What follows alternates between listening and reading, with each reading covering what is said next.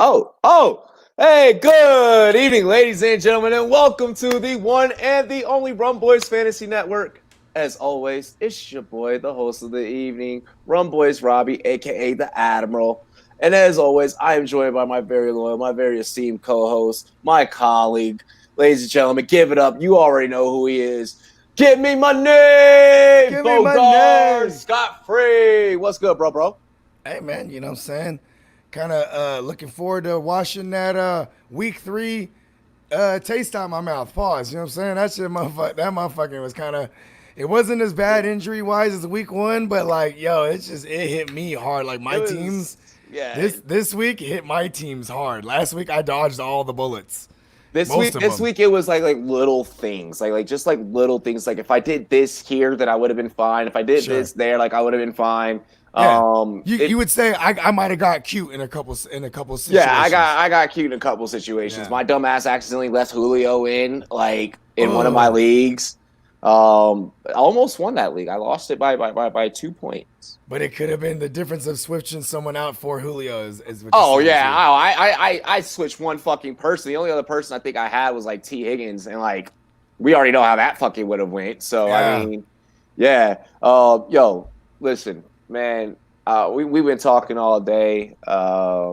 It's been a rough one for me. So you know how we about to start this motherfucker off, right? Yeah. Cheers to me. Cheers to you. All the Rum Boys and girls. All the Rum Boys and girls want to do dilly. Man, I love getting paid to be able to sit here and talk about sports with you guys. Like, I just want to first state that, like, I have the greatest job in the fucking world as a sports analyst, and nothing in the world is ever going to deter me from it. Speaking of paying bills, speaking of getting money, Bogart. Oh, yeah. And you know, I am a representative of the Give Me Money Network, so I can tell you where you can get this money. You go ahead, head on over to monkeyknifefight.com, use promo code RUMBOYS, and we'll match your first deposit all the way up to $50. This is illegal DFS action. We're talking props on everything. You know what I mean? If you an NBA enthusiast, go ahead and get in on this last action for this last series, and then definitely chime in on the finals. You know what I mean? Also, man, obviously over here on all our live streams, we covering all kind of NFL props. You know, and if you want to get in on this action and maximize our promotional cause for you to get that money, use promo code RUMBOYS when you're on Monkey Knife Fight. And we will match it all the way up to $50. Monkey Knife Fight, give me money. Hell yeah, that's right. We got everything from UFC, NFL, NBA over there. You name it. Get on over to monkeyknifefight.com. And what's awesome is when you're utilizing the Rum Boys as a source, if you go to rumboys.com, you can read a lot of our staff articles, and you're probably going to get some insight that's going to help you whenever you simultaneously then right after that head over to Monkey Knife Fight. And it's like, man, I was checking out Fantasy Fornicator, and he was talking about what Nick Foles is going to do. You know, he's going to have more passing yards on, you know, whatever the number is. Then boom, you know, I'm gonna go ahead and put the more because I was reading Fantasy Fornicator's brand new article about the Bears. So boom, you know, I'm gonna correlate my research from rumboys.com from the writing staff, and I'm gonna put it in and I'm gonna apply it over here on monkeyknifefight.com. Big shout out to Fantasy Fornicator. Welcome to the Rum Boys Fantasy Network. Welcome to rumboys.com. Oh, yeah. I got one more. Big up to the bro. Yep, big up, bro. I got one more for you guys. Do not, from here on out, ladies and gentlemen, do not get spoon-fed your sports by the same boring networks anymore, okay? You can catch this network, and this network is big over there on sportscaster.com. Join Sportscaster. Find content creators who speak your language, meet fans who root for your teams, and be a part of the best sports community on the internet. Host your own live stream, create your own podcast, or follow experts, analysts, and broadcasters from around the world on sportscaster.com. Visit sportscaster.com or download the Sportscaster app through the Apple iOS store. And when we say like analysts, like the Rum, it's not just the Rum Boys that are over there. Like Clutch Points is over there, Yard Barker is over there. You know, a couple of other MMA junkie for all of our MMA fans. So check it out. Like we have a library, a plethora of sports for you guys to get into and enjoy. Bogard, let's dive into today's episode. You ready to talk some waiver wire targets? Oh yeah, let's get. Hell yeah, bro! I love this background. By the way, big shout out to the fantasy football peacock. MKF does have baseball. MKF does. Oh yeah. Yep.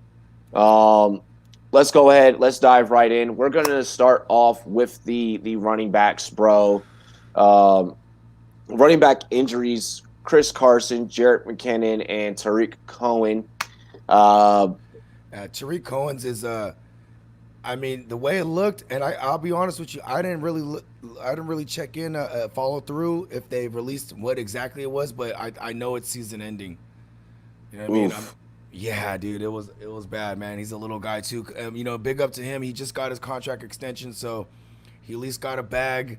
You know what I mean? And then ironically, it was that week. He got that bag last week, went into Sunday, and yeah, man, he caught a bad one, and immediately, I mean, I know I'm going to sound crazy on this, but I think this hella boosts David Montgomery because he is the 3-down back. They just, you know what I mean? I don't Matt Nagy, maybe now they're going to force his hand to give Montgomery a little bit more targets. And I'm just asking for about 2 to 3 more targets a week, and that'll put him in the high-end RB2 conversation for me in PPR. Well, now you're essentially forced to utilize Montgomery a lot more.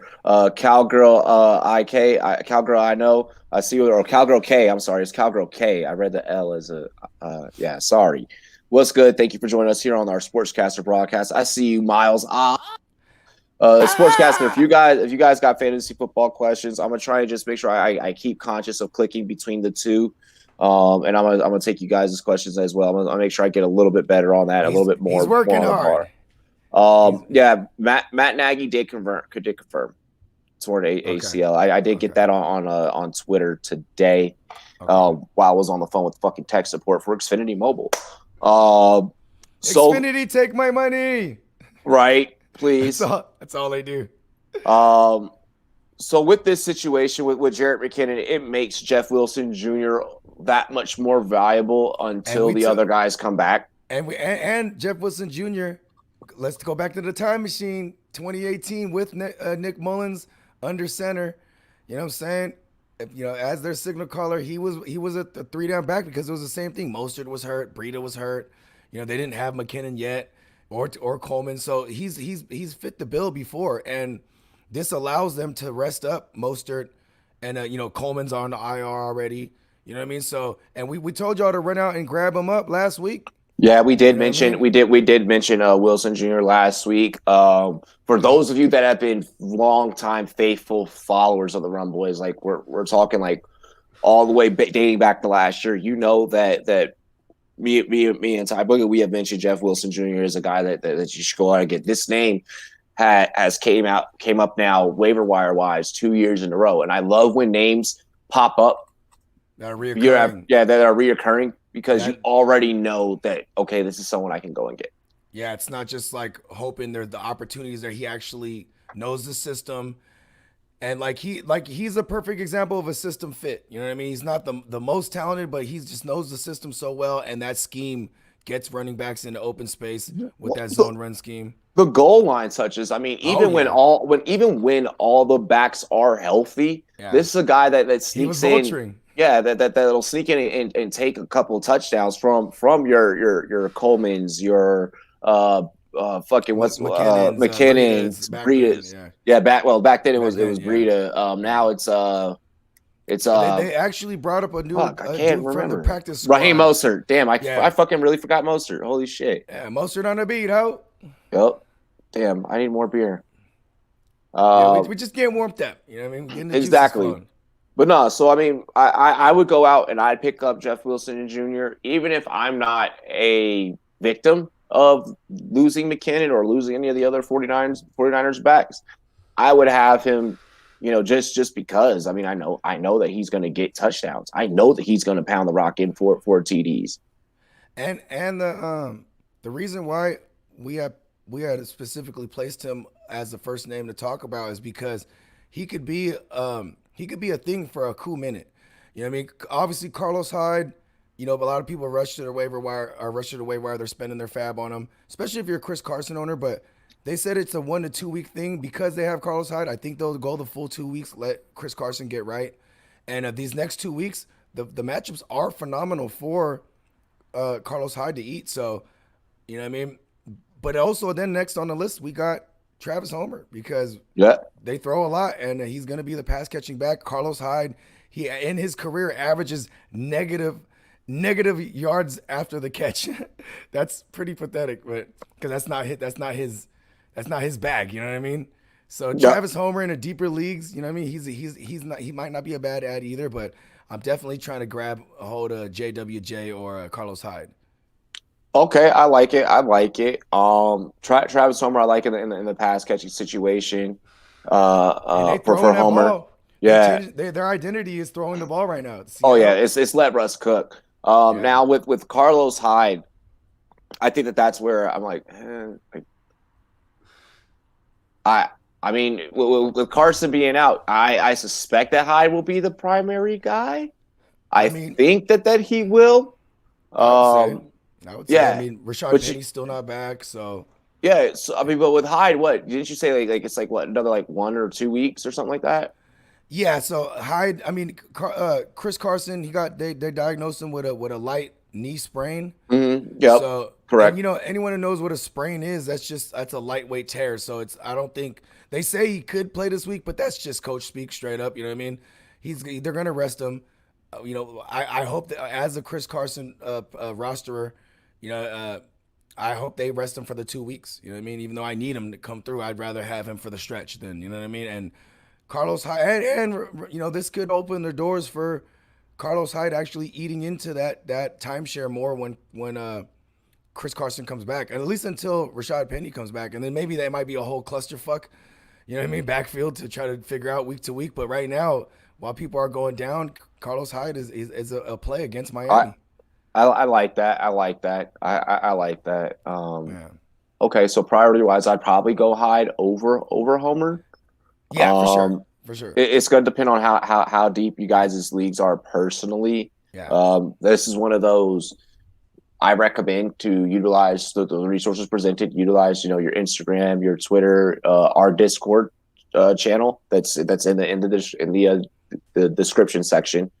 Utilize the resources so that we can work with you and help you out and personalize what waiver priority maybe you should put in, especially if you are a Chris Carson owner and you're gunning for at least those secure touches until Carson is back. Miles, or you mentioned, so Tariq Coleman, with Coleman being injured, there's a couple of different scenarios that you could go, right? Yeah. You could go the easy route and maybe you go Cordell Patterson. I think that this forces Nagy to have to use Montgomery more so. Yeah. But still there is gonna be a role that needs to be filled for Tariq Cohen. And of course I think a lot of that will spill, a lot of the passing game could and should spill over to Montgomery, but still if they're getting blown out in games, you know what I mean, and they need to go fast, they're gonna use Cordell Patterson because he is a receiver converted to running back, special teams specialist. He can do it. He can do a lot of different things. He's a football player. Yeah, but that's also he's in a department of Travis Homer where it's like these are deeper league ads, like 14 teaming up. Yeah, I mean it because why pass on these guys if 14 teams? You almost got to look at you're looking at guys that no one's ever looking at in regular in period. Teams. Yeah. No, I completely get it. Get it. Howard, I agree. I'm sorry that Mark Andrews didn't do much. You still won though, 128.3 to 123.6. Talk about a game of inches. Oh yeah, a real game of inches. I think Mark Andrews is a great buy low right now. And for those that have Mark Andrews, I would be trying to buy low on him because he is a focal point of that offense. But it is suck after 3 weeks.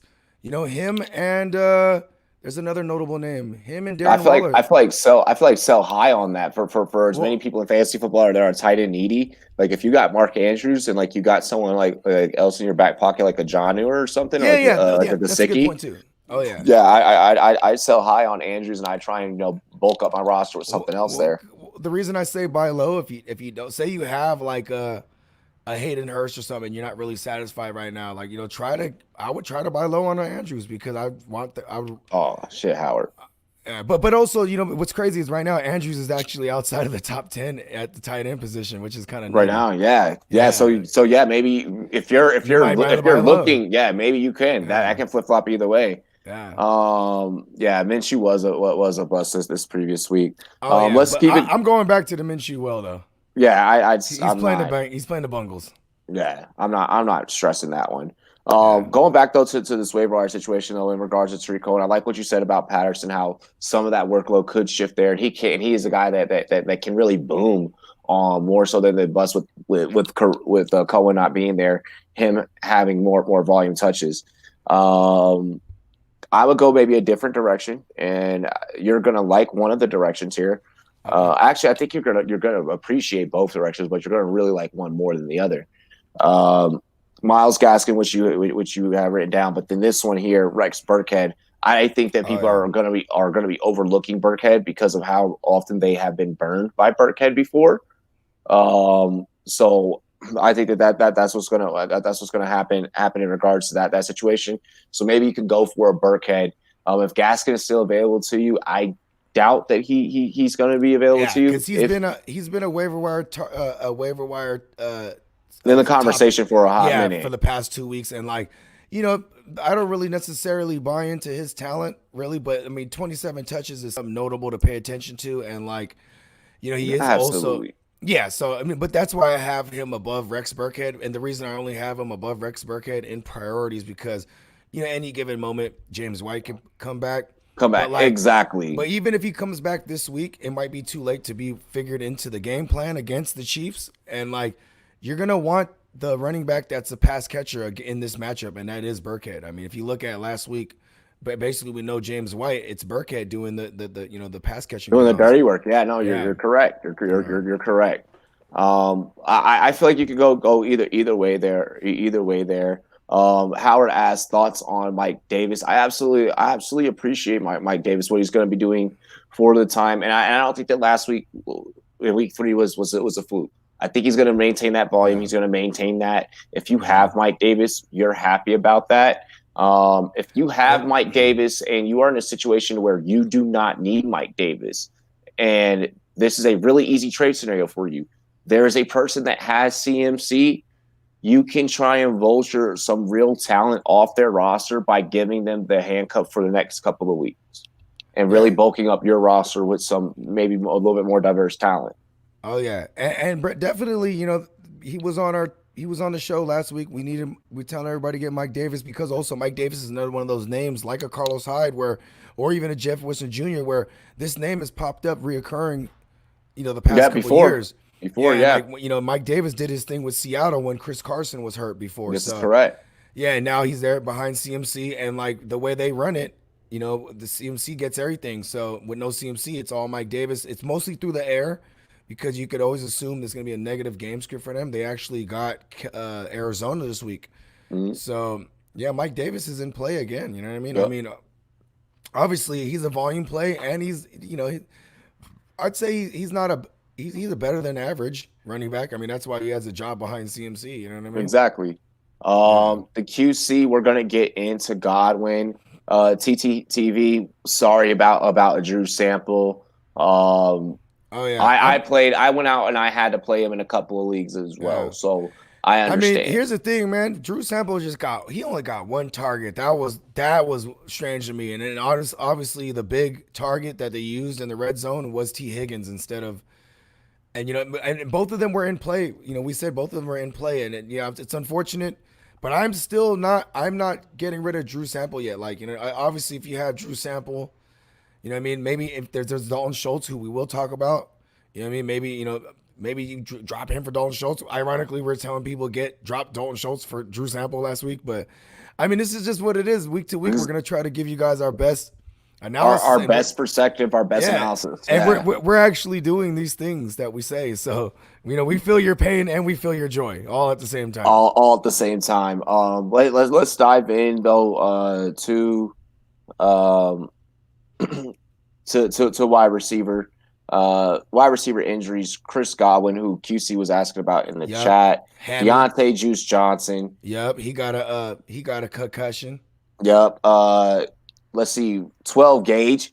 Yep. Russell Gage. Concussion also. That 12 gauge and kickback hit him right in the dome piece. Mike Williams. Yep, soft tissue injury. I think it's a hammy as well, if I remember correctly. Downtown John Brown. Yep, downtown John Brown got the calf, man. You know what I'm saying? He's not gonna be able to stretch that field and go all the way to distance. You know what I'm saying? So this is actually gonna bring up guys like a Gabriel Davis, who we'll talk about in a few. And then finally, well, what do you know? Deshaun Jackson. We should just put him on an injury report every week. Just no one should ever think he's alive because he's just doing. Deshaun Jackson is showing Will Fuller, hey, I was Will Fuller before you came into the league. I have hamstrings. All right, Will. You know what I mean? Because Deshaun, like we might not see him again this year. And, this is actually interesting for a guy like Greg Wardy. You know what I mean? Shout out to Greg Ward because he went like 7 for 80 and a tutty. So he's the only person on that receiving core that has fucking hands, and they don't use him. Like they use him. They suddenly use Greg Ward on that offense when nobody else is fucking healthy. When like nobody else is around. And he used to play quarterback, so he's like the fourth or the third string emergency QB too. So like, former QBs that turn receiver, they tend to be good plug and plays. I mean, look at Edelman over the years. You know what I mean? Hey, QC, he's a rapper as well. I wanted y'all to feature. Shout out to QC. He says, I heard one of his joints before. Yeah. Speak about Peace joint. He says, I don't know why, but I like how dude has the mic in hand, holding a condenser mic like it's a dynamic mic at his show. I respect it. Hey, it's funny too, because even my lady, she's like, you don't want a mic stand? I'm like, baby, I'm a rapper, baby. I have an affinity for condenser mics. You know what I mean? Just, I'm at home. I'm in the studio. You know what I mean? Mm-hmm. Condenser mics give me money. I like it. Godwin too missed some time with the hamstring. Hey, no worries, fornicator. We always around here, bro. He's at Bear Down.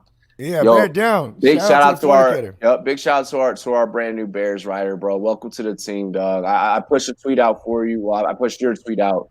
I've been busy as fuck, but hopefully you get some love, you get some clicks. Yeah, not even hopefully. I know that you will, dog. You gonna kill it. Yeah. He's gonna fuck the game up. That's why he's the fornicator. Exactly. Yeah. But Godwin's gonna be out with the hamstring. He's gonna miss some time. If with Godwin out, Scotty Tuhati. Yeah, I'm going back to the Scotty Tuhati well because first of all, last week when Godwin left the game, it was Wallace. Is that his name? Justin Wallace. I can't remember. I forget his name, but he stepped in. He was high. He stepped into the slot role that Godwin always mans, right? And then that dude got hurt.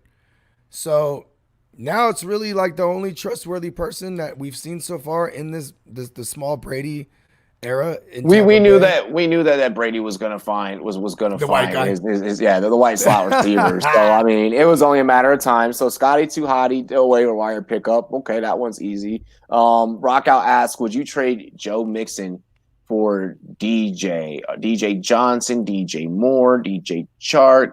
I think he's saying David Johnson. I think he's saying David Johnson. You know what, bro? Let's get some clarification. I don't want to answer that one first until we get some clarification. Rockout, just let us know exactly what DJ, because I don't want to be wrong. I got offered Kenyon Drake for Darrell Henderson. Should I do it?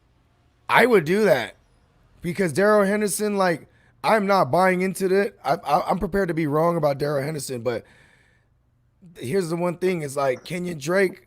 I think they want longevity out of him, so they're not giving him a heavy workload. And like, here's the one thing: a lot of these QBs, these teams with mobile QBs, they are the goal line backs.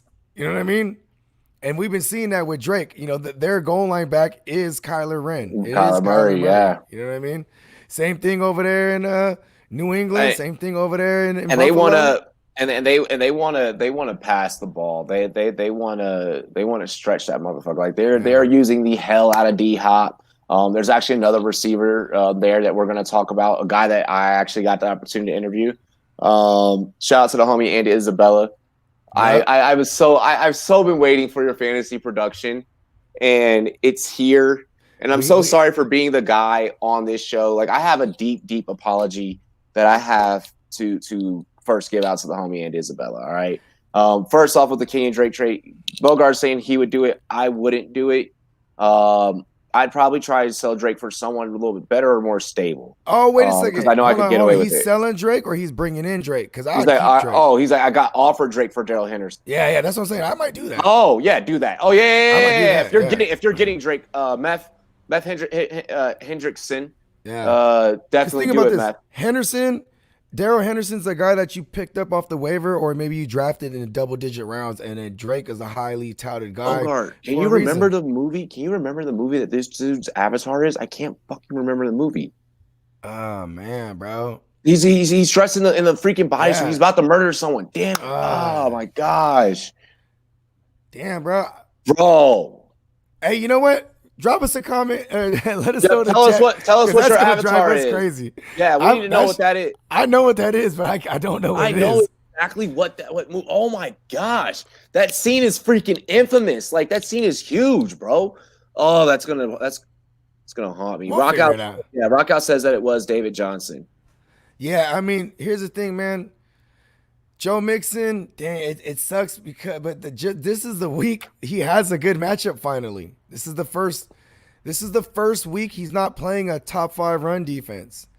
Because, you know what I'm saying, and the Eagles, they weren't top 5 last week, but they were within the top 10. You know what I'm saying? So, Joe Mixon's playing the Jags now. If someone like Myles Gaskin can get off on them, why can't Joe Mixon? That's that. You know what I mean? That's what I'm saying, because Joe Mixon is playing Jacksonville. So because it's not a divisional matchup. Remember how you told me yesterday during the pregame show? It's not a divisional matchup, so that's why I think that's what sold me on the Jacksonville defense for week 3, and then that's what also bit me in the ass, is that it was a divisional matchup. You know, it was a battle of Florida. The week before. The week before. So I was like, let me go ahead and pick him up, bench the Bills. Like, I got cute, and like, so. But you know what though, like.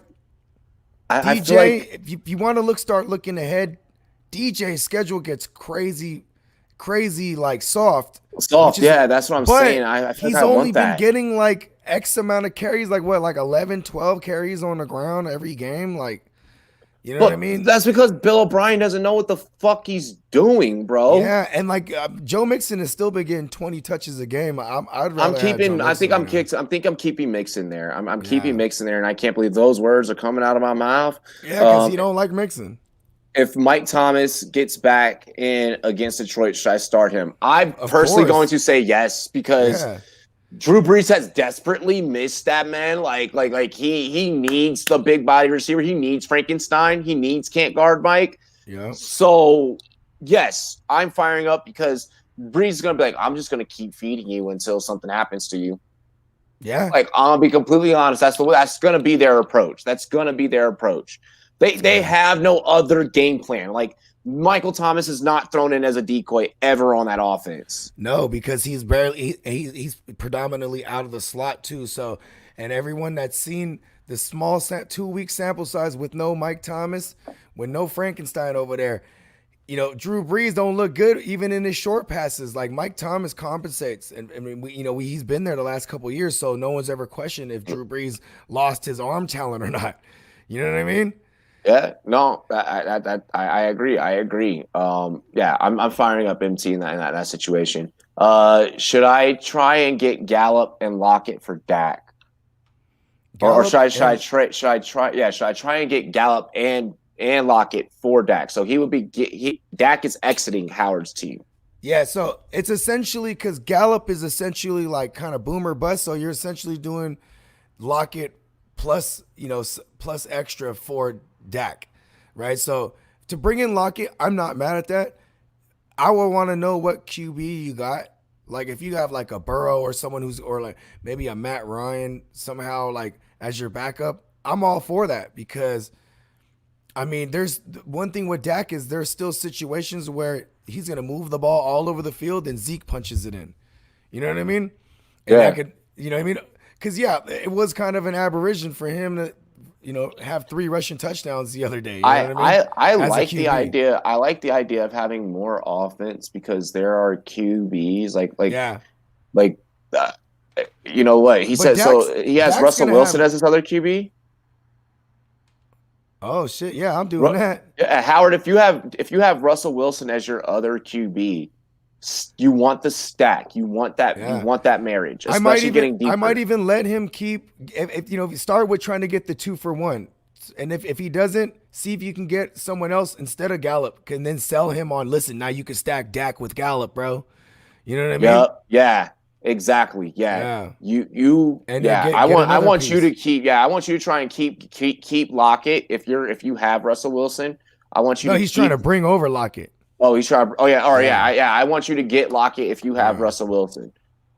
Because that's going to be a phenomenal stack all day, especially with DK.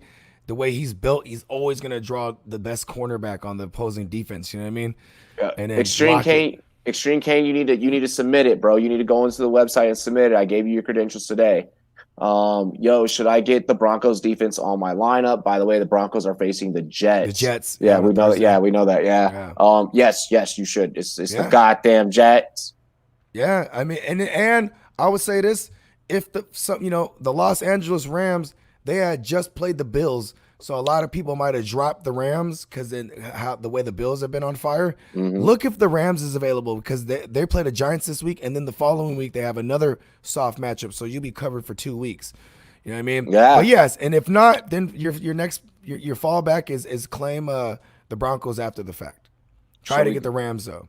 Yep. Shall we go back into talking about wide receivers, brother? Yes, sir. We no worries. We love you guys' trade questions. We love you guys' questions. We're here to personalize advice for you. A guy that we're going to bring up is a guy that I feel like people are going to rush to in your leagues. They're going to rush for it in your leagues. And actually, the next two here, they're gonna rush to Justin Jefferson and T. Higgins. Justin Jefferson, so here's the thing with Justin Jefferson and T. Higgins. People are going to rush for these two because of the hype, and it's that rookie explosion, right? Guys are probably even, gonna if they already have them, even try and move them around. Okay, I feel like that these are going to be locks for the most of the season. All right, I feel like you're now something happened last week with Joe Burrow and T. Higgins, where I think that Joe Burrow reached a point, and I could kind of see it, where he looked over at Zach Taylor, and he was like, you know what? Fuck this. Fuck you. Fuck this playbook. I'm going to do what I know. I'm going to connect with T. Higgins. Yeah, bro, put it like this, man. He was probably like, let me remind y'all. Y'all drafted me first overall. You drafted Higgins with the next pick y'all had. You know what I mean? We the future. Let's start getting this thing rolling. They tried the A.J. Green experiment with 13 targets on last Thursday night. That was awful. God, it was awful. And it was like, okay, listen, A.J. Green, you're gonna go ahead and take away Darius Slay, and we're gonna get our young boy T. Higgins, who's a giant too. You know what I'm saying? That was a big dude, and it's crazy because, bro, he played 76% of the offensive snaps, so he was damn near on the field as much. He was more on the field more than A.J. Green. Yeah. A.J. Green was on there for 70%.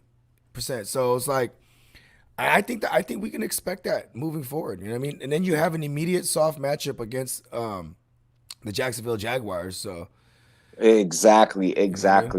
I'm firing up T. Higgins. If you got T. Higgins, fire him up.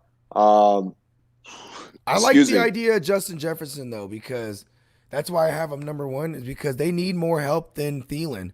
And before last week, in week 2. Well, I feel like you could go either way. I'm not saying in terms of priority. Yeah. I mean, yeah. No, absolutely. I agree with what you're about to say. They started moving. They moved Justin Jefferson completely out of the slot last week, because in week 1 and week 2, he was manning the slot. Because that's where he shined coming out of what do you call it? Was it LSU? Was it LSU? Yeah, he was mainly the slot guy. So, they're like, you know what? We're gonna go ahead and push you out wide.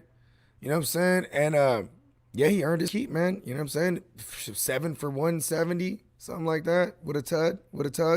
Live HD is saying is asking. Okay, he's asking about a streaming defense question. Well, let's see here. So should I drop the Colts defense or the Bills defense? But then the following question or the following statement is really what blows my fucking mind. Bills D is playing bad. Hell no. They're not playing bad. What they're doing is they're able to play reckless and aggressive because they're playing defense with a lead. You know what I mean? Mm-hmm. Josh Allen got them winning these games, so they're able to send a bunch of pass rush. They're able to drop people in coverage, play, put receivers on an island, and sometimes, player-to-player matchups get beat. The Colts have to play the Bears with Big Dick Nick now in as quarterback.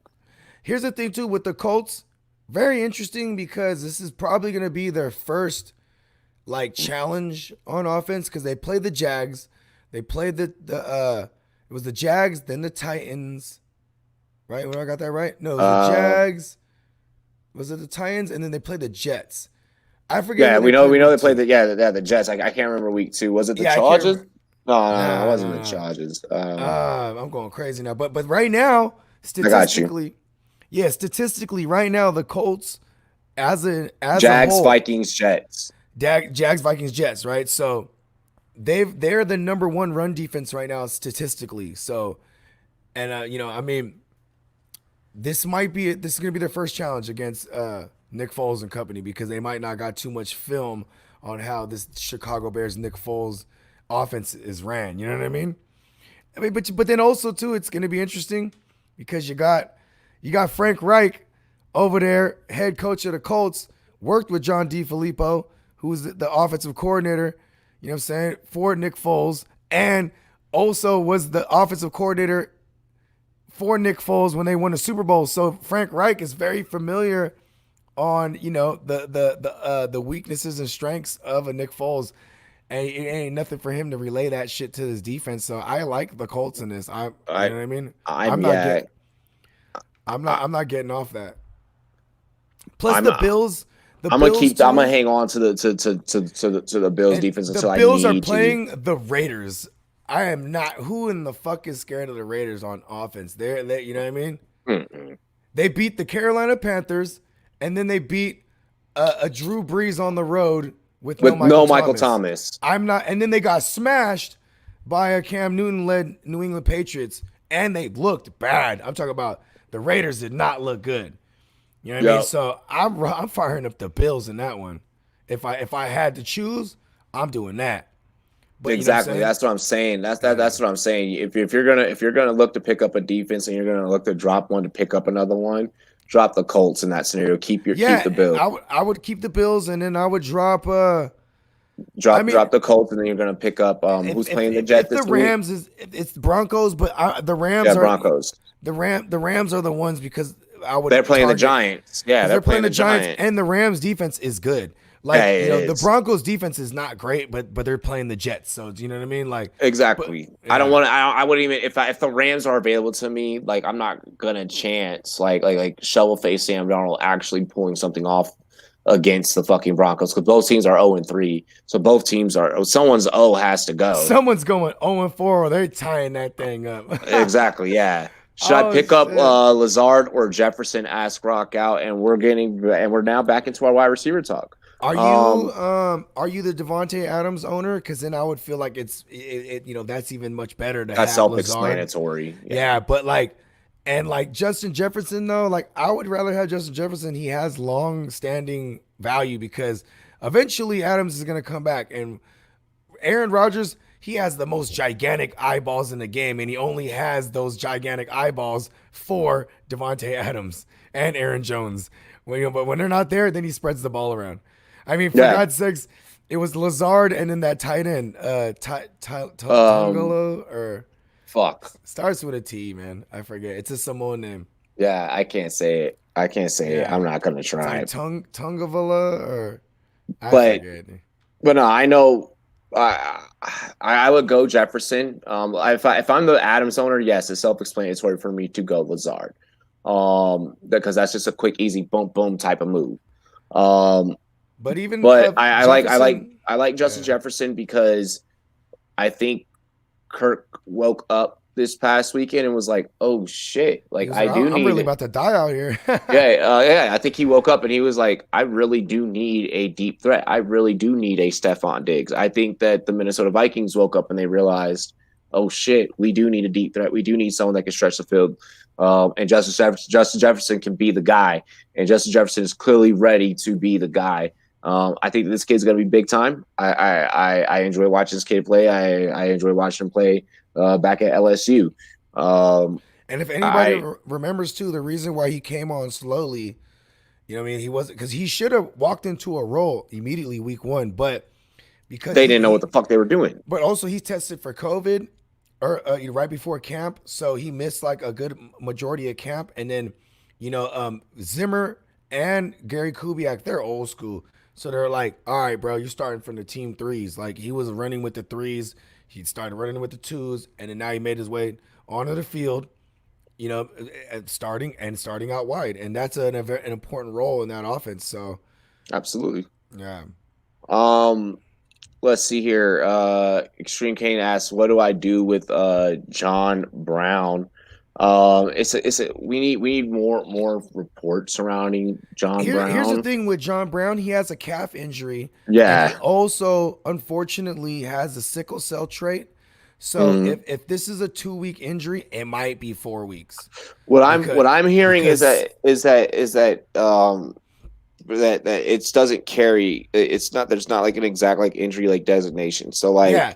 But also because he has the sickle cell trait, it could be minor and it could last a long time. Look at Tevin Coleman from the Niners. He's a running back with the sickle cell trait. He got nicked up and they put him on IR because it's like they don't know how long they could designate his return. You know what I mean? So just to save space. But John Brown, what I would do, I'm moving him off of what he did the last couple of weeks to like a 3-0 guy. Hey man, you looking good over there. You can wait on John Brown. Let me go ahead and get so-and-so up off you. You know what I mean? Like I'm throwing John Brown in a package deal and try to see if I can move a wounded John Brown. You know what I mean? Because if not, you just sit on him and you wait. Hopefully they declare him out early, then you could put him in your IR spot. Then you could pick someone up off the waiver. I mean, it sucks that they don't designate the first injury reports normally, and they put the new tags on players. They come out on Wednesdays. We do waivers on a Tuesday, so it's just one of those waiting games. Matter of fact, if you have a kicker, here's a Bogart thing I like to do. Anytime I can't drop nobody, but I gotta monitor someone on my roster that's hurt, I'll make my claims and designate my kicker as the one I'm dropping. You know what I mean? That way, I've done that before. Yeah, that way I could pick up whoever I'm trying to pick up. Then during the course of the week, whichever injured player I have, like a John Brown, he gets ruled out. I could go ahead and throw him in the IR. Then I pick up that kicker I need. You know what I mean? Yep. Yeah, you got to be able to maneuver and wiggle. You feel me? Tino, in your situation, until we know what's happening, Gage has a concussion, so yeah, we need to monitor that. At least you'll know by Saturday because it's a process. It takes like I said, the first injury reports come out Wednesday, so that's gonna be Gage going through the first team protocol, right? Of the concussion protocol. Boom, and then Thursday, if he's not in there limited, it's looking bad. But if he squeezes a limited practice out on a Friday, because Saturday is when the final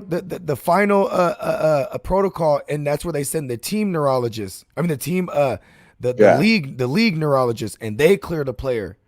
You know what I'm saying? So you just got to look at the trend. If he's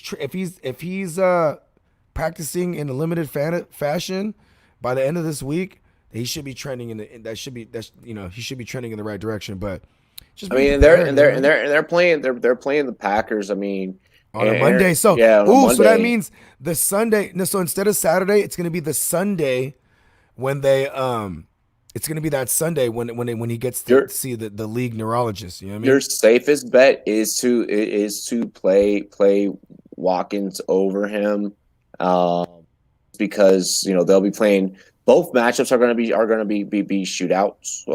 Knockout, drogout type of matches. Chiefs versus Patriots, and then also Falcons versus the Packers. Go ahead and put in Sammy Watkins and pray for at least about 13 points from him. 13, hopefully 15. Somewhere around there that you can land double-digit points with Watkins. And that's really all that you're asking from Watkins is to give you double-digit points. The Russell Gage one is tricky because you got to wait that thing all the way down to Monday. And if I'm pretty sure Alan Lazar, and I think the league he's asking about is the league that I'm in with him. It's a 14-team league, so I know this is a group of savvy individuals. So I know like Alan Lazard's probably not available. You know what I mean?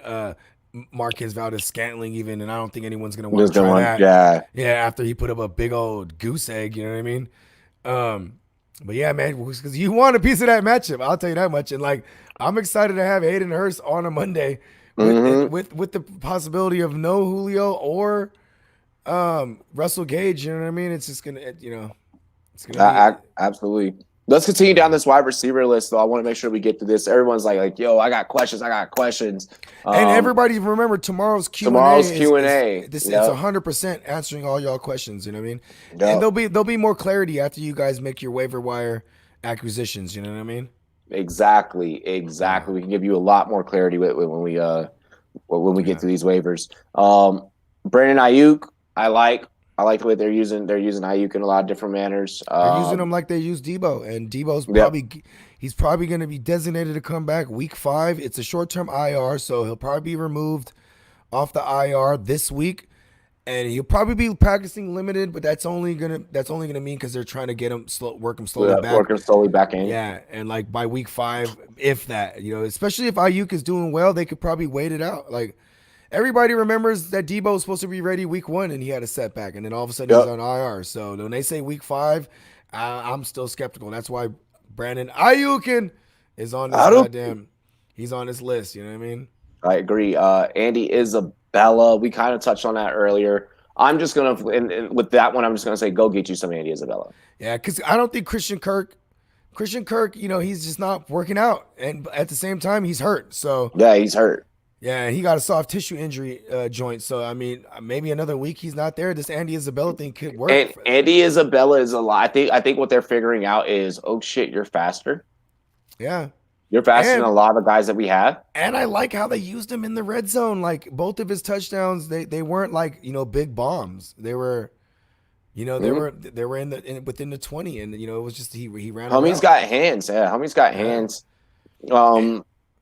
Gabriel Davis. Oh, yeah. That one's dope. This one's dope because with John Brown going down, you know what I mean? They're running. Remember, I kept pointing this out, bro. They've been running 5 wide receiver sets more than anybody in the league. And, like, it's not like they're going to continue to run 5 because they actually had 5 viable receivers with John Brown going down. Maybe they throw in another tight end in there if they still run 5 wide. Either way, Gabriel Davis's snap count has been on there. It's been like WR3 worthy. Yeah. He's been right as far as like snap counts, like just his availability on the field, because that's what you want. And then and he's been making some big plays, bro. Yeah, he absolutely has. My favorite like sleeper picks out of just the wide receiver tier that we're discussing are Isabella and Gabriel Davis. I feel like, Ayuk, Miller, Higgins, Jefferson, like these are guys that we all kind of expected. I just realized all the rookies on. Yeah, maybe not Isabella, but damn. Yeah. This week is pretty much rookie week. I mean, with all these injuries that are happening to the veterans, this was bound to happen. A lot of the dynasty heads out there are about to start having a good time in fantasy football. Like the dynasty heads that are like stuck in half a team that you can't even start. Yeah. Now they're like, they think they're the shit right now. Exactly. You're like, I told you guys. I told you, motherfuckers. I think that those are probably your most sneaky grabs in Isabella and Davis. Even KJ Hamler has made a name for himself a little bit. I think he was on our list last week. Yeah, he was on our list last week. We talked about Greg Ward earlier. This one is interesting. Braxton Barrios.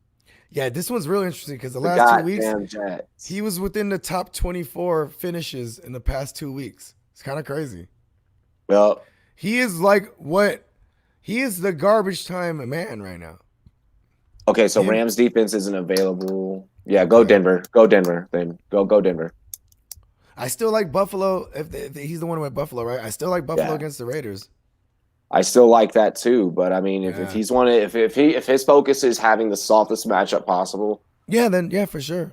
Then I mean, got to risk it to get the biscuit. I don't mind holding on to the Bills, and because sometimes it's like for instance, it was great to have the Colts against the Jets last week because the Colts defense is actually good. You know what I mean? The Broncos defense, yeah, it's cool. They're going to play the Jets, but they're not that great. Exactly. They have too many injuries. They're missing so many guys, and like I actually feel you, Bogart. Like when you break it down that way, it's like I'd rather have a good defense like the Bills playing maybe hyped up offense like the Raiders are. Like they're not as good as people say they are. No, I respect the fuck out of that take. You know what? You are right, and because I just had the feeling earlier where I was like, man, I don't. If you guys can go back and rewind, I was like, I don't think that I like Thursday night Jets Broncos. They're both one of them is going to have to come out with the W. Like, and here's the thing too. My bad, I didn't mean to cut you off, but because you have Josh Allen on the other side of the ball, like. He's going to put them in great positions where they're winning the game, and then their defense can just tee off on a statuesque Derek Carr who doesn't even stretch the field. You know what I mean? Like, you seen what happened when the New England Patriots last week, all they have to do is clog up that first 6 yards, that little 6-yard bubble that Derek Carr puts himself in. Yeah. And they're getting safeties on him. They're getting fumbles in the end zone. They're getting turnovers left and right. And what does Bill Belichick like to do? He puts out the blueprint. This is how you guys stop this Raider team. And the Bills, they're going to come in and rinse and repeat. I'm with you there. It's that's your safest bet. That way you don't need to drop nobody too, because the Colts are week after week showing us that they're a force this year. They're not like the Colts defense in the past 7-8 years that we've seen that are just really bad, but have the other side of the ball can carry them. There's no Andrew Luck. Now Darius Leonard and them boys, they putting in work. That's how we're gonna handle that for your team, Live HD. Fuck that. Play the Bills, dude. Don't risk it for two teams that are 0-3. Like and then Jeff Driscoll, what's he gonna do on the other side of the ball? Jeff Driscoll's probably not even gonna put. He might throw a pick or two and then get them down in the red. And then Sam Darnold and them score on your defense real easy. If there is one win in one team with Adam Gase already being on the hot seat that he could go out there and do it against, it's going to be against a team that does not have Drew Lock, that fucking does not have what you call Cortland Sutton. Yeah, or Von Miller. Or Bradley Chubb is even back yet? Because I know Bradley Chubb was coming off the ACL. I'm not even sure. Yeah, this is all bad. Like, fuck all of that noise. Like, no. There is one receiver that I do want to mention that you did not put on the list. And I feel like this one could probably be the most obvious option. We kind of touched on it earlier. And that's the Lizard Man. Alan Lazard. Yeah. Well, the reason I didn't put him on too is because his ownership, like as far as it's 50.9%. Yeah, so it's right under the threshold. Right because anyone under 60% should be talked about. And so we're bringing him up, man. And it's so hard to diagnose, man, because it's MVS is there. And you still got to pick him up if there's no Adams. And I think with what's going on right now and them playing Atlanta, they probably don't need to rush back Adams this week. That's what I'm saying. I don't think they're going to rush back Adams. I think you still get a week out of Lazard, and I'm willing to drop something very, very low tier that like something I'm just not using, for me to have Alan Lazard. I think that Alan Lazard has a very safe floor versus like MVS, where like MVS is like, shit, dude, like how we gonna rock this? There's another one too, man, that I didn't put on there. Chase Claypool. I mean, if Deontay Johnson's concussion keeps him out for a week, Chase Claypool, what I mean? He actually been flashing. The tricky part is James Washington, in the absence of Deontay Johnson, he flashed too, man. So it's like, you know what I mean? Like, but I will say this. There is an elephant in the room that we didn't really bring up yet about Tennessee getting the COVID. Did you see Dude, yeah. Because now Minnesota had immediately. So Tennessee and Minnesota, this is where it stands, run boys and girls.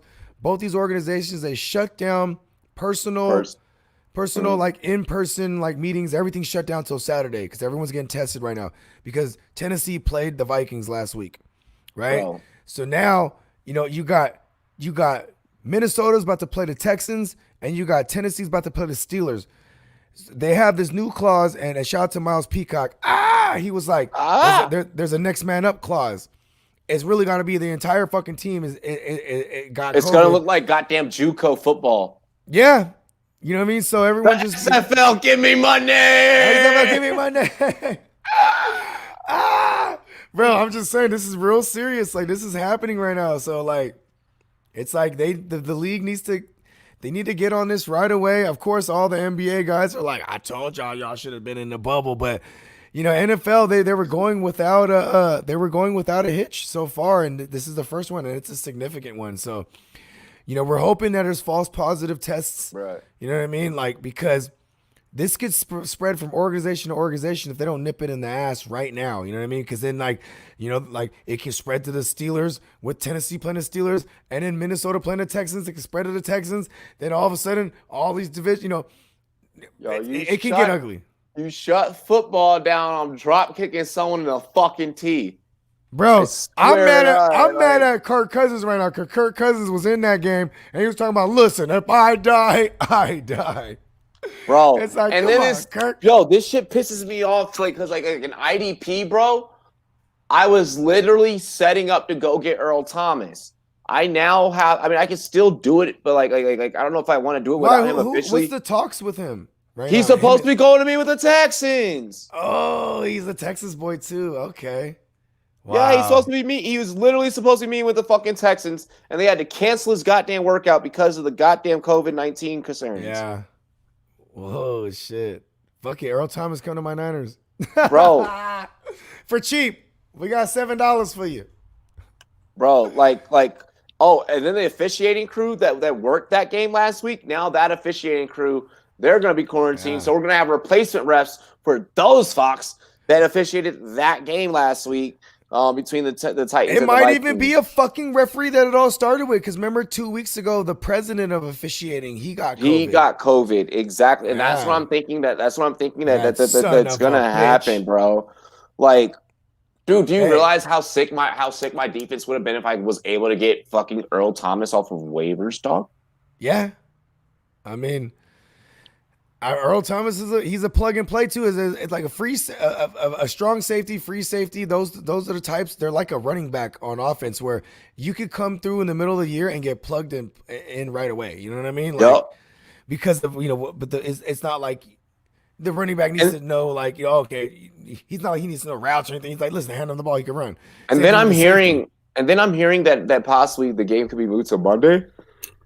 I like that because Saturday is. It takes like a 24-hour turnaround for the tests, and they need.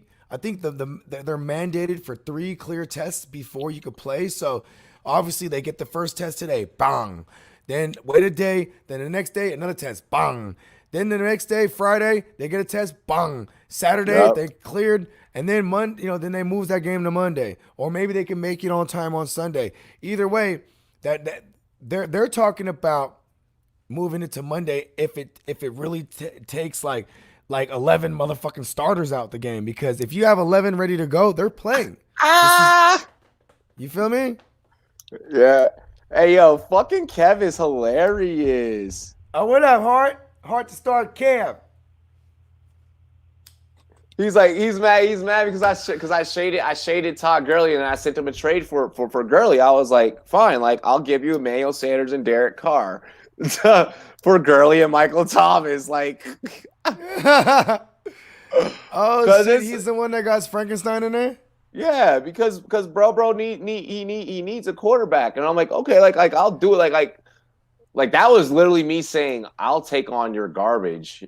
Like, hey, Derek Carr, man, like I would have moved. See, I'm mad I didn't move Trubisky fast enough in the other leagues.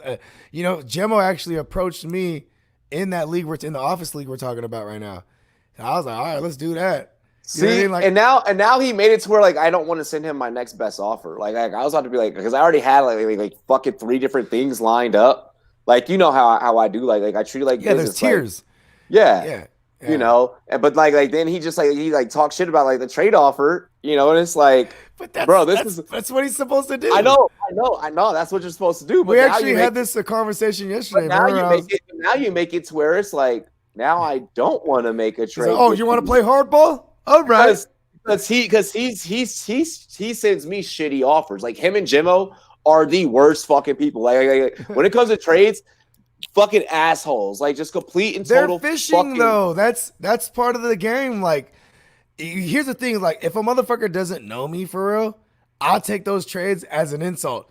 But when I know this motherfucker, I take them as insults. I see what you're doing. It's trying to open dialogue, bro. That's actually playing the game the way it's supposed to be played. No, especially with Jimmo. Like Jimmo's like, motherfucker, you know me. Don't you fucking send me no bullshit. Hey, Jimmo straight up told me, he was like, I want Mitch. What's it going to cost? I got Brady. And I was like, oh, shit. He's just flat out telling me, right? I was like, listen, we could just do this. I prefer that. Like, I prefer that. I prefer for someone to just because he wasn't playing around. Like, he wanted his man Mitch. Money Mitch.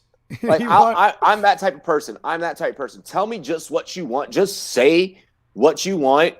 And then cool. Like, we can make something happen. I'd be like, okay, yeah. It also backfire too, though. Like, because immediately when Jimmo told me that he wanted Mitch, I kept trying to lowball him, everything. I was like, okay, give me Mitch and Miles. I mean, I'll give you Mitch and I forget what it was, but I was trying to get like Sanders and Brady, and he's like, come on, dog. And I'm like, then he's like, okay, give me Mitch and Hilaire. And I was like, no, and we were just laughing, like, look at us. We're just trying to lowball the shit out of each other. What are we doing here? You want Mitch? I'm willing to take Brady.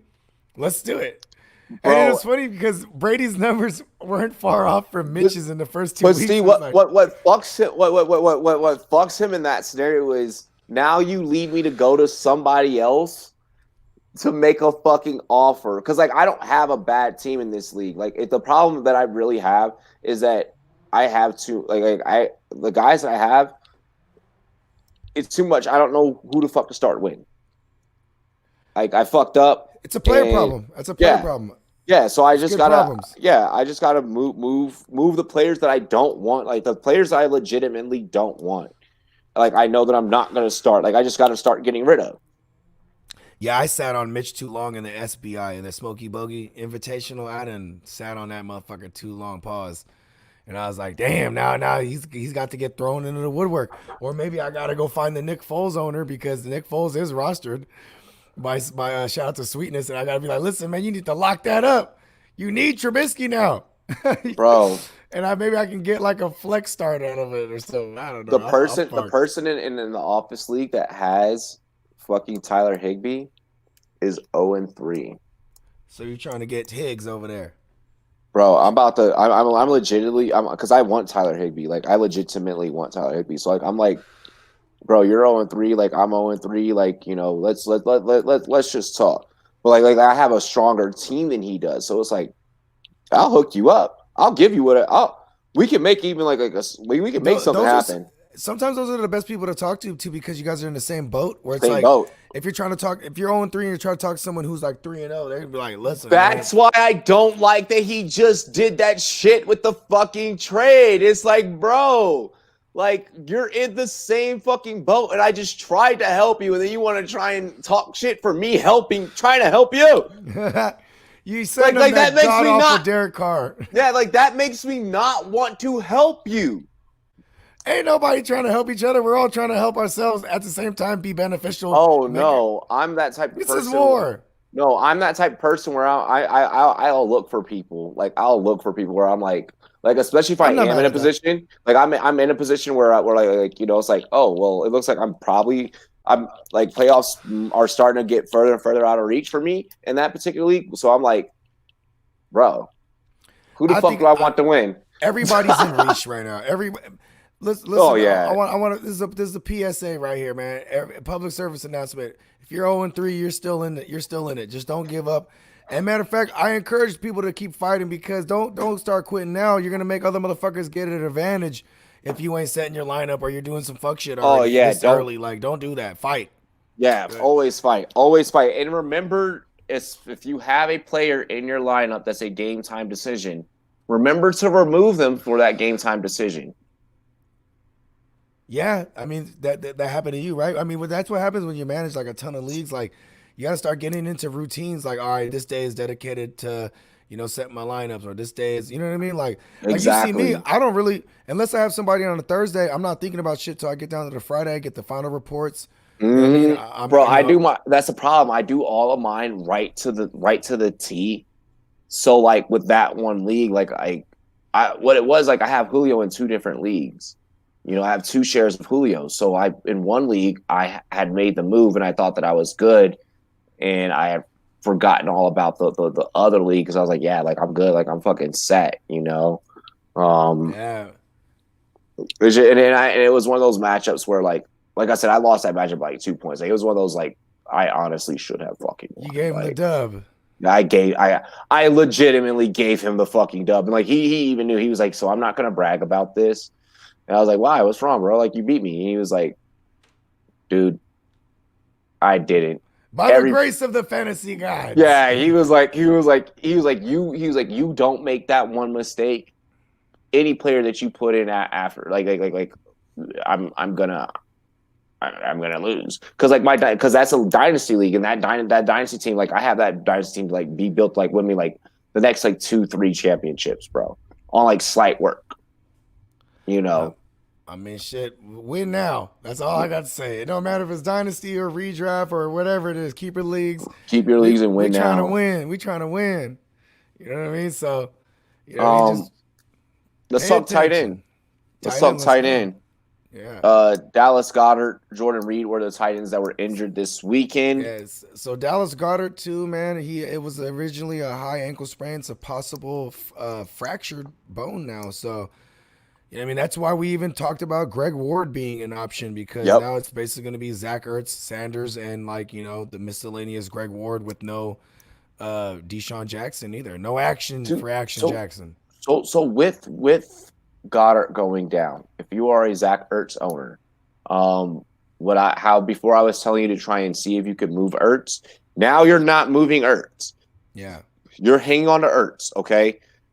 I only even have a trade scenario possibility for you. If you have Ertz, you're hanging on to Ertz, point blank, period.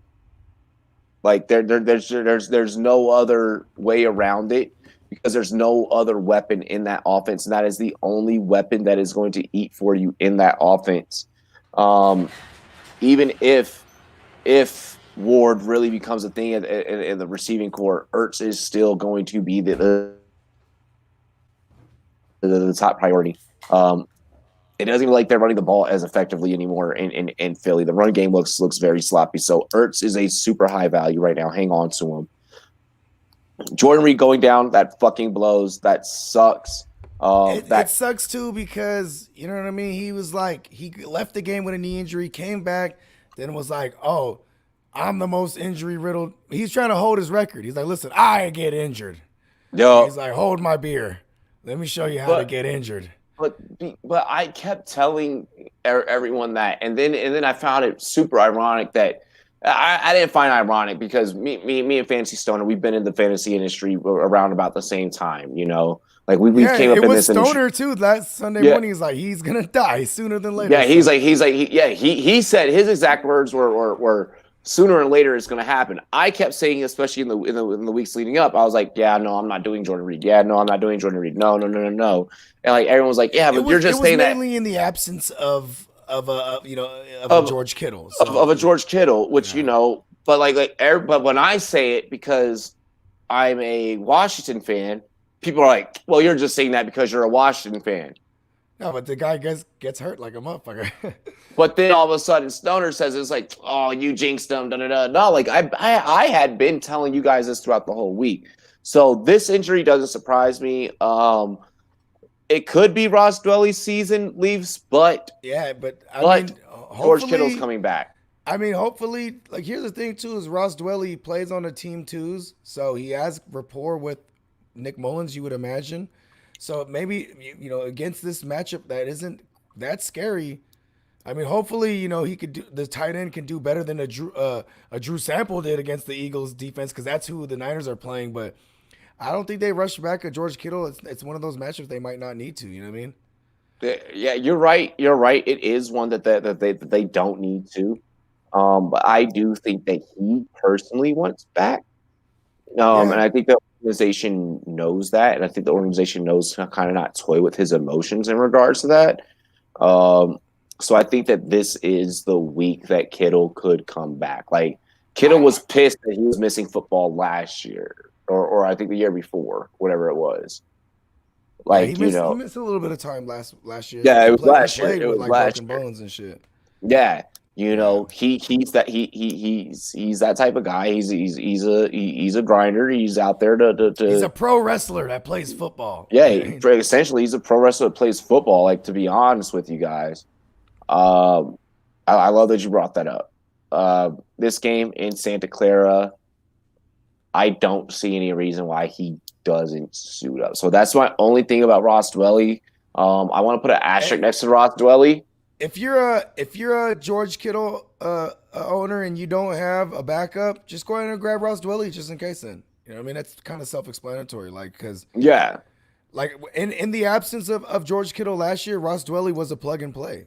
I think he had 3 touchdowns in the absence of George Kittle last season, and he would have had 5, but 2 of them were called back in those games that he started. So, you know what I mean? Listen, everyone knows that tight end is very importante in that Shanahan system. So, this is facts.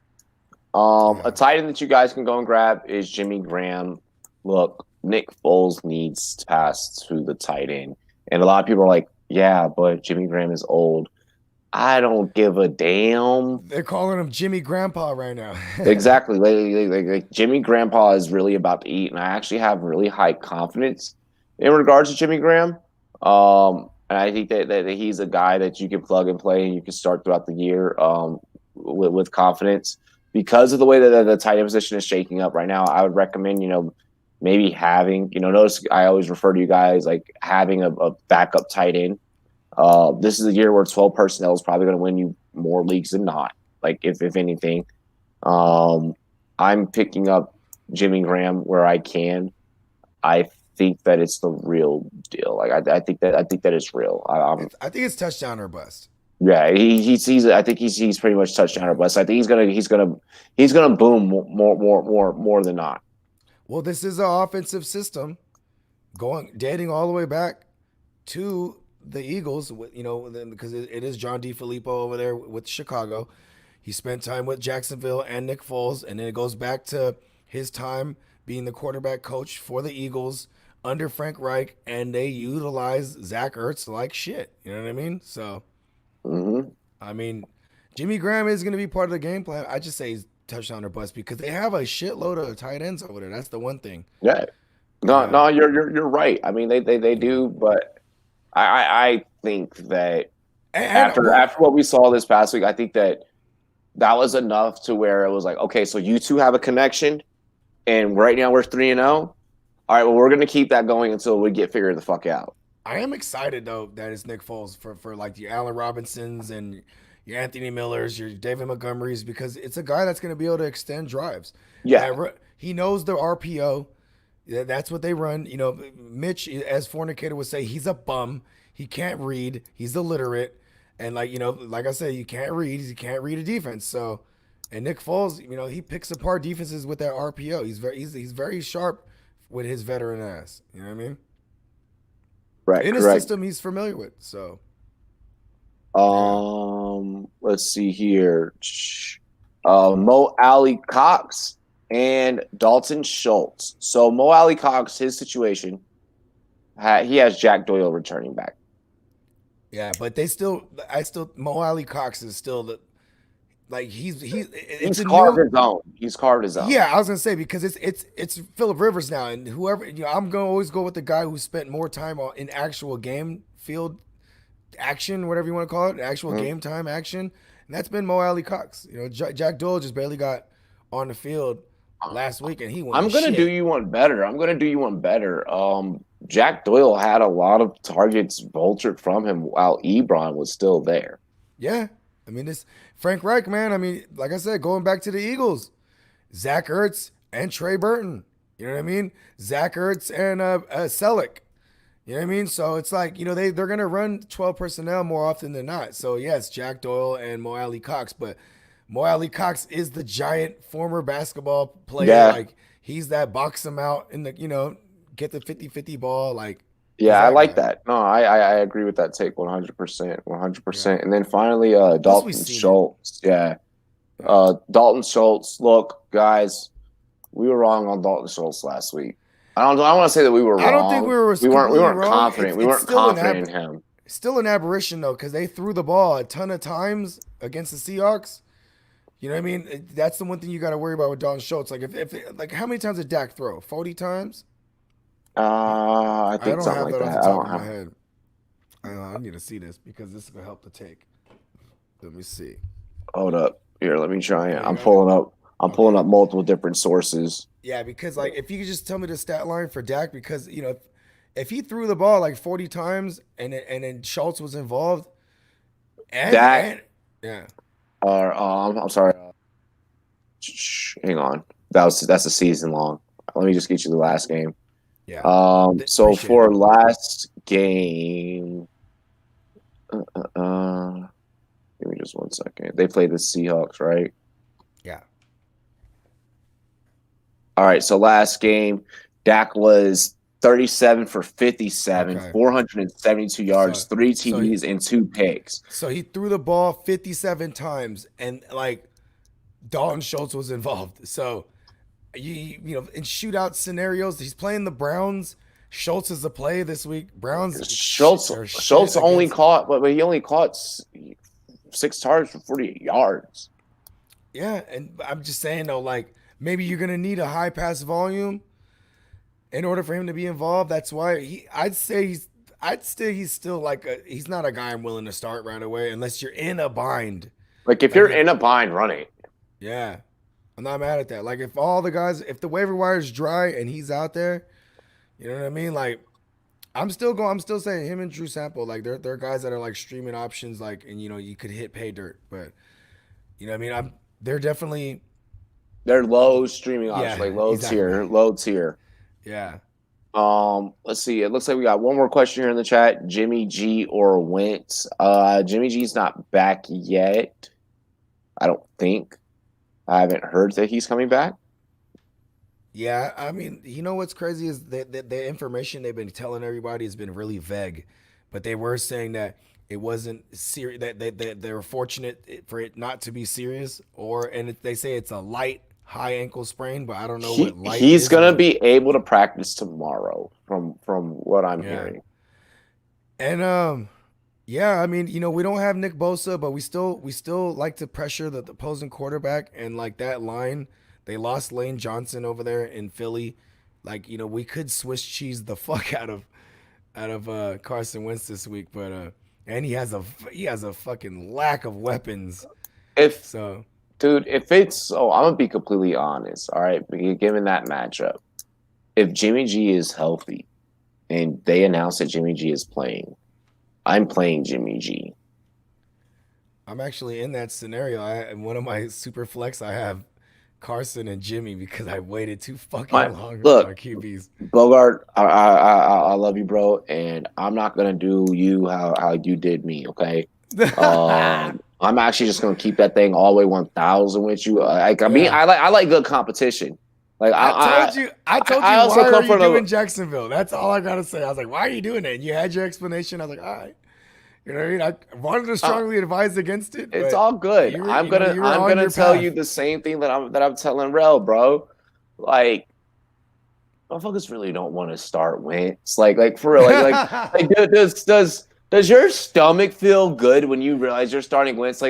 Like he's so name brand. That's why he's name brand right now. But I've never bought into it. I've never bought into it. Fond memories of him in 2017. Put it like this. All right, I'm gonna put it to you like this. When Dak took over Romo's spot in the preseason, right? When Dak first got start, I was like, "Yo, little homie's the truth." Like, he could really he could really be a problem in the division for a long time to come. Like, I'm like, all right, like I see that, But you had never had those feelings for Carson. I've never had those feelings for Carson Wentz. Like I loved Carson Wentz. Like he needs too much to work for him. He needs he literally needs a lot. He needs weapons. He needs good defense. Like I'm also not big on small school quarterbacks. Like Josh Allen is the only small school quarterback that I've been a fan of because he has raw talent. Josh Allen came out of fucking Wyoming. Oh, was it Wyoming? Okay. Yeah. Oh, well, he's from Central Cali. Like where he's from. Yeah. So I mean, like I'm not like the Carson Wentz's, the Daniel Joneses, like Dwayne Haskins. Dwayne Haskins came from a big school, but Dwayne Haskins has already gotten me bought out because Haskins has shown me that with Haskins, he's shown me that I'm improving. Yeah, he's showing me that I'm improving in my second year, but I still need a lot to learn. I still have a lot to learn. Whereas Wentz, it's like, bro, you should know this shit by now. Yeah, you're supposed to be a Super Bowl caliber quarterback. Exactly, and it's like, bro, like one, you don't last a full season. Two, you like you just said, you clearly need everything around you to be pretty much damn near picture world perfect. Yeah. And I don't like it. Yeah, I mean, I can't argue that. You know what I mean? Because I love him as a talent. Like, he raised my eyebrows years ago. And, he was – but, bro, like, that was years ago. I don't like when fans do this. To be fair, Wentz should have won an MVP. No, because now you're talking about, but he got injured. Bro, that's a part of sports. That's a part of sports. It's the same way people would have said. They said that about Derek Carr in 2016. He was like a MVP candidate. Then they shattered the fuck out of his tibia or whatever it was, and that was the end of that story. You know what I mean? Exactly. I mean, like people got like we got to understand and we got to accept that these are things that are happening. These are things that are happening. This is something that he hasn't bounced back from. You know what's cool in fantasy football is like you could literally remove the names out and just look at numbers. Like, all right, this guy's producing right now. I don't give a fuck. Like, you want to know a fun fact? Who do you think has more fantasy points right now? Lamar Jackson or Joe Burrow? Burrow. Right? But it's not like you're ever going to start Burrow over Jackson. But exactly. If I had Burrow and Jackson, I would be moving Jackson for fucking whatever I can get because you're probably missing out on a early round running back or receiver because that's where you grab Jackson. So I would, and in fantasy, I'm like, listen, it's not just about having Lamar Jackson. I want to have players that are producing, so I'm willing to move my name value because this guy who's making a name is putting up points. So and that's honestly. You got to be able to put your bias aside, or even like your favorites, like, you know what I mean? Yeah. Mind you, when you're making trades for people and you know their favorite team and you got a player from their favorite team, you hit them in the heart. You get them right in the heart, right where they love. You know what I mean? Just like the mafia does it. How does the mafia hurt you the worst? They get your loved ones. If you love that team and your opponent knows it and he has something you want, he might be able to finesse your ass. You know what I'm saying? So just be able to, you know what I mean? Be able to look on both sides of the spectrum. You know what I mean? Let's see. Should I trade DJ Moore and James Conner for Terry McLaurin, the Scottish lad, the F1? Vern. I think that's too much. I think you're giving up too much. It's for Terry McLaurin and Joe Mixon. I kind of would do that. I could see myself doing that. Because DJ Moore. Yeah, so let me just explain something about DJ Moore. He's no longer the one there. Robbie Anderson's the one there. Shout out to the string bean. Like Robbie Anderson. String bean, Robbie Anderson, boy. When Robbie Anderson went to Carolina, and I told folks that, I'm like, Robbie Anderson's going to be the number one. No, man, no, it's DJ Moore's team. I'm like, I had to look it up, bro. I had to see, like, why the fuck would they pick up the string bean when he could have went to places like Green Bay? And then I looked it up, and he had played for Temple under Matt Rule, under Ja Rule. So he actually stepped into a system he knows, and he's eating. Yeah, he wanted to get, like, I think that they had a conversation, and he was like, yo, like, remember what we did at Temple? And, like, Robbie was like, Yeah. Sure do. And like, yeah, and then like Matt was like, "You want to do it again, except in the NFL?" And he was like, "Yeah." Let's and then go. boom, like they're back together, like doing their thing. So I think that's the way that worked out.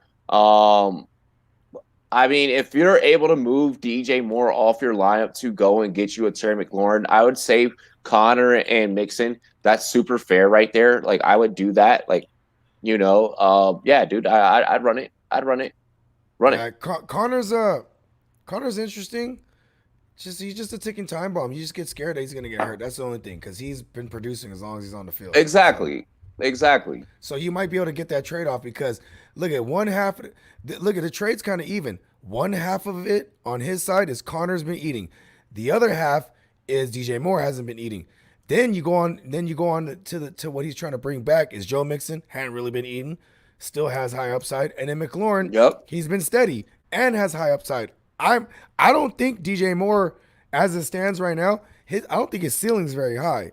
And I'm gonna put it like this with DJ Moore: when the legends of your organization don't even really fuck with you like that, don't even like you, like are willing to Steve Smith don't like him. Like Steve Smith does not like when the legends of your organization like are willing to disrespect you as a grown man with cameras on in a football atmosphere, you're not shit, bro.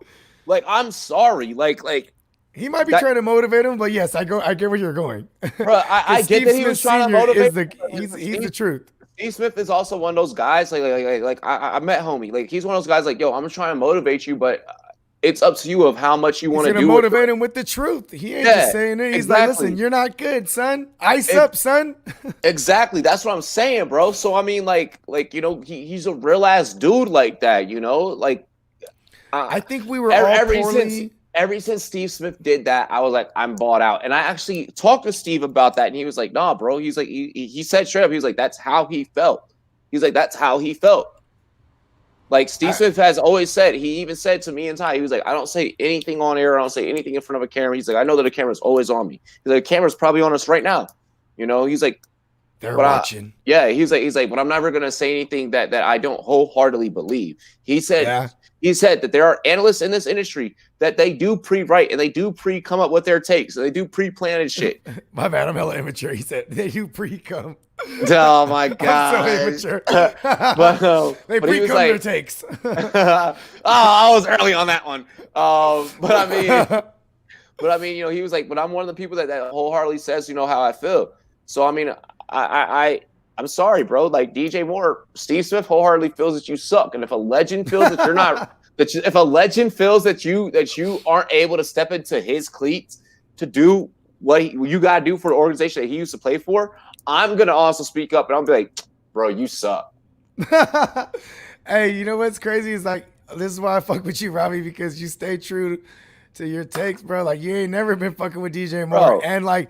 Listen, bro. Hold on, keep going. I'm still listening. Keep going. Listen, hindsight is 2020, bro. Like, one thing I failed to realize is like we looked at how DJ Moore produced with Kyle Allen last year, and we're like, yo, he could do that, especially with someone better than Kyle Allen, like Teddy Bridgewater, aka Teddy Roosevelt. But also at the same time, DJ Moore, I got my cleats right here. System. Hey, DJ Moore, I got my cleats right here. Ice up, son.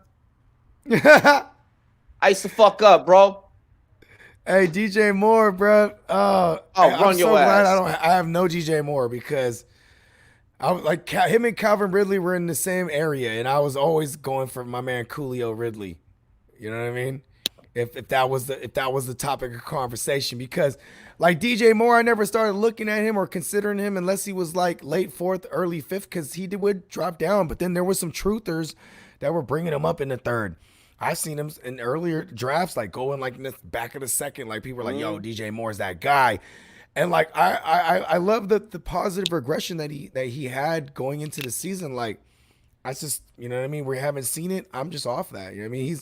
He's definitely a package deal throw-in. So that's why he's going Connor, like, DJ Moore, trying to bring back Mixon and the Scottish lad. Yeah, like folks are gonna bite on the DJ Moore trade. And Rel also said, to be fair, I'm 3-0. This is perfect then, because you can now Yeah, because now you're doing the right thing, son. You are looking at getting better, my guy. I fucking love you, Rel. Can I You ask are you an awesome guy, Rel. I want to ask you a question about because there's two things I noticed about NFC East teams. So first one, we just shit on it real quick. It's why in the fuck did Doug Peterson go ahead and be like, all right, I'm one of the guys that always goes for it on fourth down, but we're gonna go ahead and punt this thing for the tie, right? Bro, that was stupid. And then another one. That was a lay down and take it type of thing. That was, I know that I can't beat this team. I know that I can't beat this team. That was a bow down. Yeah. And here's another one. What was going on with Ron Rivera, and his his clock management? Shout out to Justin. He's just it's 4 minutes to go and they're losing. He's like, all right, we're just gonna take this L. I don't get that. Run the garbage time. For fantasy, What I think that happened there. What happened 2 weeks in a row, though, it happened. I know. I was texting. Actually a source that shall remain unnamed. Of course. Within the org, exactly, of course, because I need them to keep giving me fucking information. Yeah. There are talks. You guys heard it here first. Of them trying to figure out. Right now, they're trying to figure out exactly how they're going to activate Alex Smith. I think it's more of a doctor thing, man. Exactly. There's still clearances. So as far as what we are supposed to know as fans, okay, what we're supposed to know about Alex Smith is he's cleared to play. He could pull a full Nick Foles in Chicago, but only in Washington and make that team look better on offense. Exactly. But there are a few little things that need to be cleared. There was a chance that he was supposed to be activated. There was actually a call made down to the sidelines last week. And pressure was put on for, hey, let's bring Alex in. Yeah, because they could activate guys an hour before game time. And I think Alex Smith is still relegated to the practice squad as it stands. Yeah. So right now, I think they are going to give Dwayne one more chance. And if Dwayne doesn't do it this week, then we are going to get ready to wear in week 5 or week 6. If that's your real name. But week 5 or 6, we're probably going to be preparing to see Alex Smith. I think they're trying to secure more L's. Maybe then. They're like, let's just secure some more L's and then let's go have fun, getting our offense acclimated with a guy who can run the offense. That knowing the Washington football team, knowing my guys, they're an organization that they don't do anything without having justification. So they are the type of team that'll be like you just said, yo, let's go out here and let's go catch quick L so really quick so we can justify putting Alex Smith in. Because they don't want to deal with the media backlash of why did you just without Chase Young too, you know what I mean? Because that actually kept them in games. They're ferocious pass rush. Dude, that keeps us in games, dude. Yeah, and it's gonna take a big hit with no Chase Young, and they're not gonna rush that guy back. That would be stupid. You know what I mean? And I think after the first couple weeks, because there was the intangible factor of everyone's like, listen, we're gonna go out here and fight for our coach. He's fighting for his life. You know what I mean? Godspeed on the recovery from cancer. Just got offered Jarvis Landry and Keelan Cole for T.Y. Hilton. Hilton is my wide receiver 2 this week. Man, the Jarvis Landry, the juice experiment under Kevin Stefanski hasn't looked good because literally after 3 weeks of film, he's still coming back from injury. Like Jarvis Landry is. You know what I mean? You could see it on the field. And then his target market share shows it that they're like, all right, we got him running routes, taking it's whatever attention he could away. I mean, he was 4 for 4, 36 yards last week. Yeah, he's put up 7 points. Share. So here's the thing. He's put up 7 points the last 2 weeks. And especially with you combined saying that Jarvis Landry. So that's a WR4. Well, yeah, exactly. Keelan Cole, DJ Shark's probably going to come back. Yeah, no, fuck that. Don't do it. We're not doing that. I mean, T.Y. Hilton, as much as T.Y. Hilton's a ticking time bomb as far as injury goes, He's the only game in town right now out wide. Look at Michael Pittman. Actually, we forgot to put him. I forgot to put him on Michael the injury Pittman report. is a waiver wire pickup for sure. No. But also Michael Pittman, he got he's getting a little surgery done. He's gonna be out for a few weeks. He left the game with an injury. So yeah, you're right. So like I'm holding on to Ty as your number 2, and they're playing the Chicago Bears. You know what I mean? He's gonna draw Kyle Fuller, and Kyle Fuller plays a lot of off coverage because he is a smaller cornerback. So there's gonna be chances. Godwin and Brown are out for you. You're keeping Ty. I'm not. I can't chase. Yeah. Chase. I think you might. I don't know if you've tuned into us before. You need to find things on this waiver this week. Yeah, I would not make that trade, and I'll just try to see. Maybe hold off on the trade then if you're considering it. Just see what you can get this week. There's some options here. Get you a T. Higgins. Chase, I feel like you might be new to the Rum Boys, man. And if you are new, I don't want to give you bad advice. I don't want to put you in that scenario. I'm sorry, buddy. We're declining the trade. Trades are cool and all. Like I feel like, and I feel like this is what like a lot of analysts do, bro. Like a lot of analysts, they hear trade talk and they get excited. And they try and find a take that makes it to where, like, yeah, you're going to make this trade. And I don't want to direct anyone. I try and personalize and tailor to your lineup. And, bro, I got to go with the homie Bogey over here. No, you're good, bro. Grab a beer ski. I got to go with the homie Bogey here. And I think that it's our best decision to advise you that keeping Ty is the best. If you want to divulge into more trade talks, let us know where you feel like your roster is the weakest, and maybe we can direct you into a point of direction from that standpoint.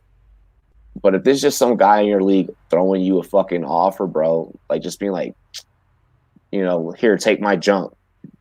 Excuse me. What it sounds like to me is that he's trying to hit you with the classic, here's 2 pieces of trash for 1 player. I don't want to say Jarvis Landry or Cole are trash, but let me give you some boomer bust type of shit for someone that might be more stable for you. This guy is trustworthy. I tied in the championship with them 2 years ago. Okay. Howard, I ain't even watched, and I could agree with you on that. So it's a trustworthy dude. How do you feel that your lineup is going to look with those 2 names on it, with Landry and Keelan Cole? Like, how do you feel like your lineup is going to look? That's one of the biggest things I want to know.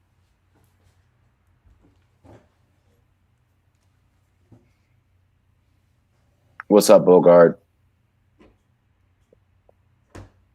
Here, I'm just doing some. Should we go to some streaming options at quarterback and defense? Yeah, I'm still going through this question quick. Yeah, for sure. But he's trying to give him 2 for 1 for Hilton, and Landry can probably pop off more weeks than not. Hilton's likely to get injured this year. I'm still look at the schedule. Let's see because Hilton, they got Chicago this week. Who do they got the next week? Hang on. Keelan Cole had double-digit numbers in week 1 and week 2. But that was when DJ Chark was around. So DJ Chark was going to be coming back, though. Yeah, he should be coming back. I don't know, man. Like, Jacksonville plays the Bengals. Jacksonville plays the Bengals. They play Houston. They play Detroit. Then they go on a bye. Matchups. Yep. Then they got the Chargers. Then they got Houston again. Green Bay, Pittsburgh, Cleveland, Minnesota. It looks super soft. Wow. I love Minshew's schedule going forward. Oh, shit. Man. Keelan really Cole, depends on. I will say this, though. Keelan Cole, everything's been yak. They're not using him to stretch the field at all. You know what? Yak. You know what? You're going for that. I also have James Robinson as RB2.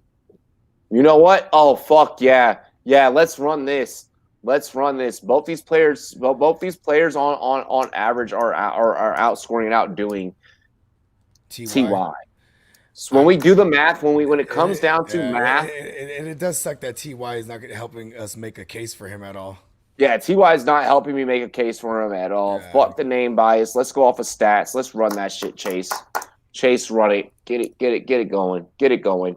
Once I had to go into to all of my notes and everything. Like, I was like, hold on, let me fucking like turn a couple pages here. You know what though? Once I will say this, man. If you know, damn, he's like it really hurts. He's a Colts fan, but it's gonna.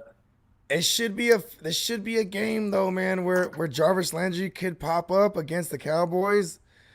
You know what I mean? Like, yeah, man, dude, it's tough. It's tough because Jarvis Landry too is like he's a guy, dog. Like Jarvis Landry's a guy. He's a gamer, bro. He's a gamer. Like, I agree with you. Coming off of this injury, like it looks like it. Like they're not putting him in bad situations. They're just giving him limited snap counts too. But it's safer for him. It's safer for Chase to get Ty off of his lineup. It's safer. Like, mathematically, it's hard to argue that. It's hard to argue that because Ty. Like what is Phillip Rivers doing? He snaps the ball. He's like, "Where's my running back or my tight end?" That's it. That's what it's been so far in 3 weeks. Exactly. There's no Paris Campbell. Like Zach T.Y. Hilton should have ate against the Jets. That should have been like big ones down the field to T.Y. Hilton. Yeah, dude. If someone's willing to make that trade, dude, run it. If someone's willing to do that, like we're about cash and trophies, dude. And Jarvis Landry, if you want to look at your ADP, which we're getting further away from because, now this shouldn't really matter, but ADP does not fucking matter. It doesn't matter, but I'm just saying. Use ADP to build your case during trades. Yes, but I'm just saying, though, like if you wanted to feel, to make you feel comfortable about it, Ty and Landry went in the same area, and then you're getting, Jarvis +1. You know what I mean? Exactly. No, I'll rock with it. I'll rock with that. Ladies and gentlemen, if you need to get up with us at all, Bogart, talk to them. Where can they find you? They can find me right here, off top with the Run Boys Fantasy Network, gang. But also, if you want more of the isms, you could find me on YouTube / the GMM Network, and you could also follow me at the GMM Network on both IG and Twitter, and you can also find our flagship podcast, The Real Fantasy Playmakers, available on all streaming platforms. Also, too, real quick, I just wanted to fire off some streaming QBs, man. People are probably mad about Minshew last week. He might be floating around. If you need an option, I'm starting him, and I'm saying it.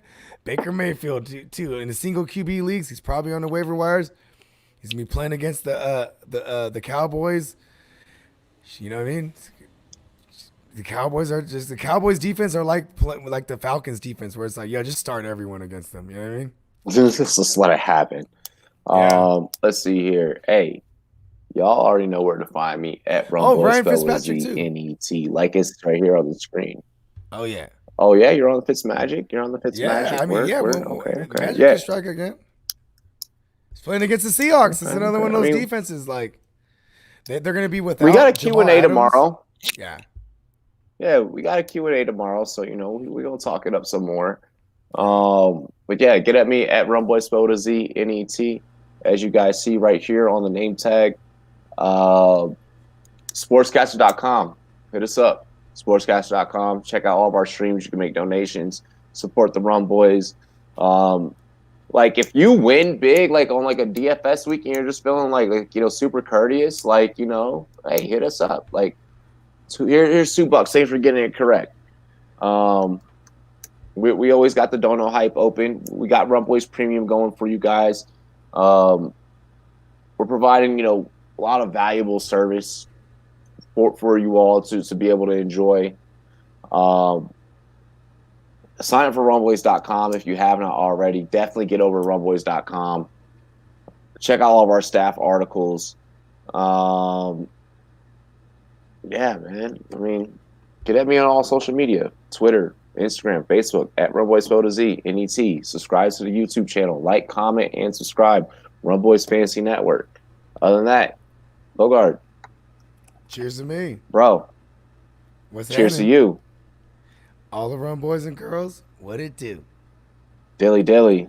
Let's get it.